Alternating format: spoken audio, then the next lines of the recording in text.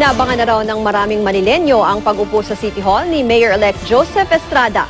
Ang ilan sa kanila literal na naghihintay sa bahay mismo ng bagong alkalde para humingi ng tulong. May report si Ian Cruz. Isang 63 taong gulang na si Virginia Alibayan sa may 50 kataong maghapon nag-abang sa bahay ni Manila Mayor-elect Joseph Estrada sa Sampaloc, Maynila. Poll watcher daw siya ni Estrada sa katatapos na eleksyon sa District 2, Tondo, Maynila. Usapan daw nila ng coordinator ni ERAP, 1,500 pesos ang bayad, pero kulang raw ng 500 pesos ang naibigay.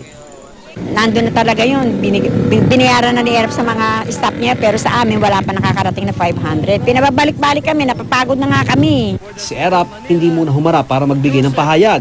Pero sabi niya, hindi niya tao noong eleksyon ang mga naniningil. Nasa bahay daw niya ang mga ito para siraan siya.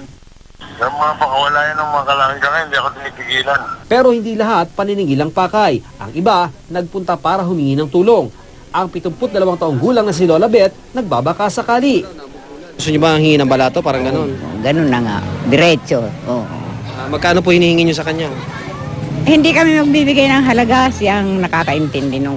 Ang mga opisyal ng Barangay 581, lagi raw nakabantay sa bahay ni ERAP, lalo na kapag may mga taong pumupunta. Bukod dito, todo linis sila ngayon sa buong barangay dahil nandito ang bahay ng susunod na alkalde ng lungsod. Talagang dapat lang talaga na malinis yung aming barangay kasi dito siya nakatira eh. So talagang hindi siya nawawala ng bisita. Sa gilid ng compound ni Estrada, sa kahabaan ng Mangga Street, makikita ang may 100 pamilya. Agosto pa nakatayo ang mga barong-barong nila dito matapos ma-demolish ang mga bahay nila sa isang pribadong lupa. Sabi niya naman po sa amin, pag nakaupo daw siya, uunahin niya kami rito. Ian Cruz, GMA News.